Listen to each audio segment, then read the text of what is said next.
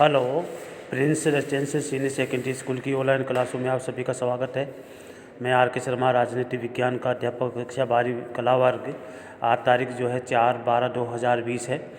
आपके जो मैंने छोटे क्वेश्चन जो डाले हुए थे पहले, अब अति लघुरात्मक क्वेश्चनों के बारे में अपन जानकारी करेंगे कि अति लघुरात्मक क्वेश्चन जो हैं कौन कौन से बन सकते हैं इस सब्जेक्ट में आपके। तो पहला क्वेश्चन जो बन रहा है वो है, प्लेटो के अनुसार न्याय से क्या तात्पर्य है।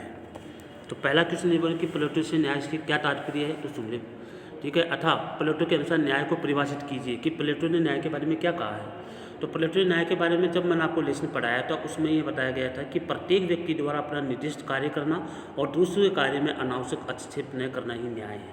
इसने परिभाषा दी है प्लेटो ने। क्या कहा है कि प्लेटो ने परिभाषा दी है कि न्याय क्या है। इसके अनुसार, प्लेटो के अनुसार कि न्याय क्या है, प्लेटो के अनुसार न्याय को परिभाषित कीजिए।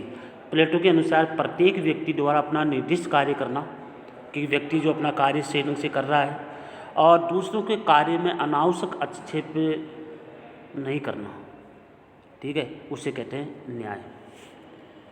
उसे न्याय के बारे में बताया है, समझ गया।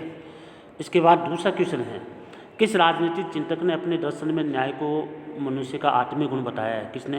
प्लेटो ने। आत्मीय गुण 3 बताए उन्होंने, बुद्धि, शौर्य, तृष्णा। 3 गुण बताए आत्मीय के। तो अब पहला जो गुण है बुद्धि, उस बुद्धि में ये कहा गया है कि जिससे व्यक्ति के पास ज्ञान है, अनुभव है, ठीक है, तो उससे को शासक वर्ग बना दो, ठीक है। ज्ञान है, बुद्धि है, उसको क्या बना दो? शासक वर्ग। और जिसमें लड़ने की शक्ति है, शौर्य या साहस है, उसको सैनिक वर्ग बना दो। और जिसमें ये दोनों गुण नहीं हैं, ठीक है, तो जो खेती कर सकता है या मेहनत कर सकता है, मजदूरी कर सकता है, उसको क्या बना दो? उत्पादक वर्ग बना दो, ताकि वो मेहनत करे। इसलिए प्लेटो ने 3 भागों में बांटा था आत्मीय गुण को। कितने भागों? 3 भागों में, समझिए ना, बुद्धि, शौर्य और तृष्णा, समझ गया। तो ये किसने कहा है? आत्मीय गुण किसने माना है? प्लेटो ने। इसके बाद जो अपने चिंतन में न्याय को प्रमुख स्थान देने वाले कितने 4 पाश्चात्य पश्चिमी राजनीतिक विचारकों के नाम बताइए जो अपने चिंतन में न्याय को स्थान दिया है। अपने चिंतन में जो न्याय को स्थान देने वाले पाश्चात्य यानी पश्चिमी देश, तो पश्चिमी देशों के जो लोग हैं, वो राजनीतिक जो विचारक हैं कौन कौन से हैं, उनके बारे में आपको नाम लेने हैं। एक तो प्लेटो भी है, एक अरस्टो है, एक ऑगस्टाइन है और दूसरा होब्स है, तीसरा चौथा, ठीक है। ये 4 विद्वान हैं जो पाश्चात्य पश्चिमी राजनीतिक विचारक हैं, जिसने न्याय के बारे में कहा है, समझ गया। इसके बाद जो अगला जो है, प्लेटो की भांति न्याय को एक मौलिक सद्गुण है। प्लेटो की भांति न्याय को एक मौलिक सद्गुण किस राजनीतिक चिंतन ने माना है। आपको मालूम है, एक जो द गॉड ऑफ सिटी जो पुस्तक लिखी थी ऑगस्टाइन ने, और ऑगस्टाइन ने ये भी कहा था ईश्वरीय राज्य की कल्पना की है कि ईश्वर जो है वही राज्य है, ठीक है। इसकी कल्पना किसने की थी? संत ऑगस्टाइन ने, ठीक है। और इसने भी जो है न्याय को मौलिक सद्गुण माना है। किसने? संत ऑगस्टाइन ने माना है, समझ गए।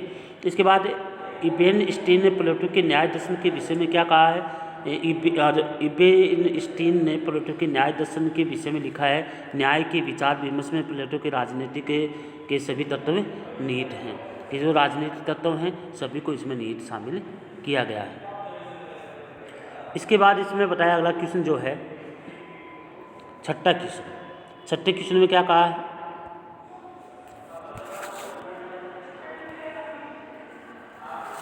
छठे क्वेश्चन में कहा है,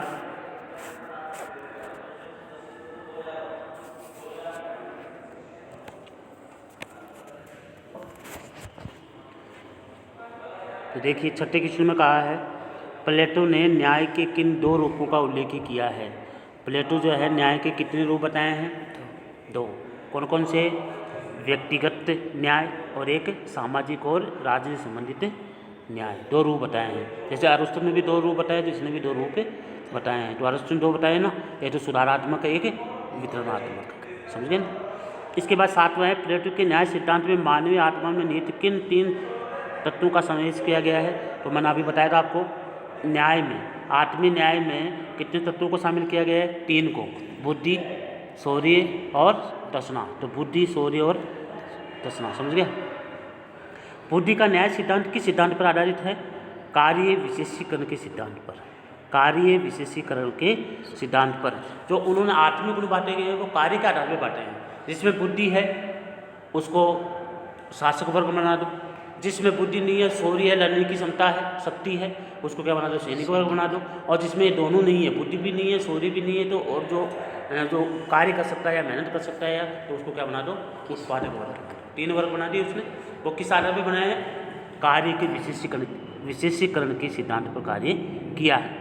शासक वर्ग किन आत्मिक मानवीय तत्वों की प्रधानता मिलती है, किसकी मिलती है, शासक वर्ग में बुद्धि रूपी मानवीय आत्मीय तत्वों की प्रधानता मिलती है। अगर आपके पास क्वेश्चन आए कि शासक वर्ग में किस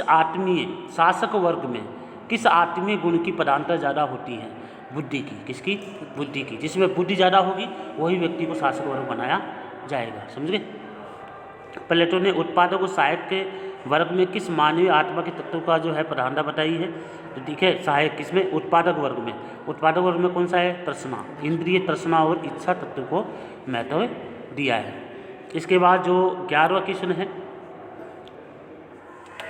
किस पाश्चात्य विचारक ने न्याय को एक नैतिक सिद्धांत के रूप में प्रतिपादित किया है, न कि कानूनी सिद्धांत के रूप में, किसने किया है, प्लेटो ने।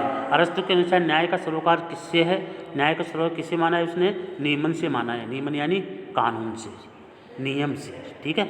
अरस्तु के अनुसार न्याय का सरोकार मानवीय संबंधों के नियमन से माना है, कि मानव जो है ना, उनका संबंध किससे होना चाहिए, नियम या कानून से होना चाहिए।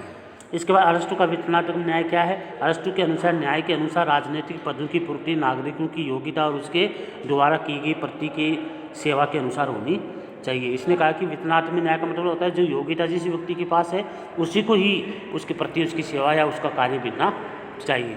इसके बाद सुधारात्मक न्याय से अरस्तु ने क्या कहा है, अरस्तु के सुधारात्मक न्याय का अभिप्राय इससे है नागरिक के अधिकारों की अन्य व्यक्तियों के द्वारा हनन की रोकथाम पर बल देता है, कि जो नागरिक को अधिकार दिया गया है, अगर अन्य व्यक्ति अगर उसके अधिकारों का उल्लंघन करता है तो उसको रोकने का काम जो है सुधारात्मक न्याय माना गया है, ठीक है।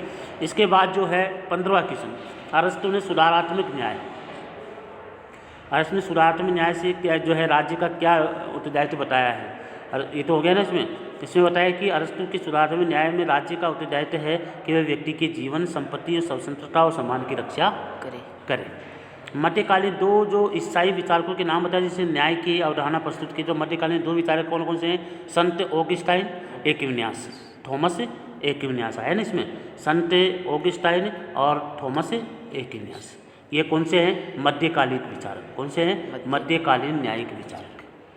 इसके बाद जो है ईश्वरीय राज्य की कल्पना किसने की है, जो मैंने पहले भी इसके बारे में जिक्र किया है, वो किया है ईश्वरीय राज्य के सिद्धांत का प्रतिपादन किसने किया है, संत ऑगस्टाइन ने। इसने कहा कि ईश्वरीय राज्य है, कहा था ना उसने।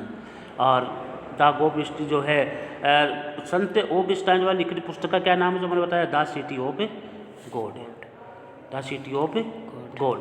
संत ऑगस्टाइन किस संदर्भ में न्याय की विवेचना करता है, तो देखिए किस संदर्भ में वो करता है कि न्याय क्या है, इसके बारे में ये बता रहा है, वो देखिए। संत ऑगस्टाइन परिवार, लौकिक राज्य और ईश्वरीय राज्य के संदर्भ में न्याय को क्या करता है, विवेचना करता है। तो 3 चीज़ों को लिया है, एक तो किसको लिया है, परिवार को, दूसरा किसने लिया है, लौकिक को, और तीसरा ईश्वरीय राज्य को। संत ऑगस्टाइन के अनुसार न्याय क्या है। संत ऑगस्टाइन के अनुसार व्यक्ति द्वारा ईश्वरीय राज्य के प्रति जो है प्रति कर्तव्य पालन ही क्या है, न्याय है। मध्यकाल के किस राजनीतिक चिंतक ने ईश्वरीय राज्य में न्याय को एक अपरिहार्य तत्व माना है, संत ऑगस्टाइन। सबसे बड़ा इसका तत्व ईश्वरीय राज्य की कल्पना, ठीक है। जहाँ ईश्वरीय राज्य आता है वहाँ पे संत ऑगस्टाइन को माना जाता है। इसलिए आज की क्लास में जो है आपको जो एक क्वेश्चन हल करवाए गए हैं वो आपको कॉपी में जो है नोट करना है और इनको याद भी करना है, क्योंकि ये इम्पोर्टेंट क्वेश्चन जो हैं वो आपके एग्ज़ाम में आने की संभावना ज़्यादा है। इसलिए आज की क्लास में इतना ही करवाया जाएगा। जय हिंद। दोनों पेज लिखना पड़ेगा, 3 1 2 है, 4-5 क्वेश्चन तो इधर हैं, बाकी इधर है।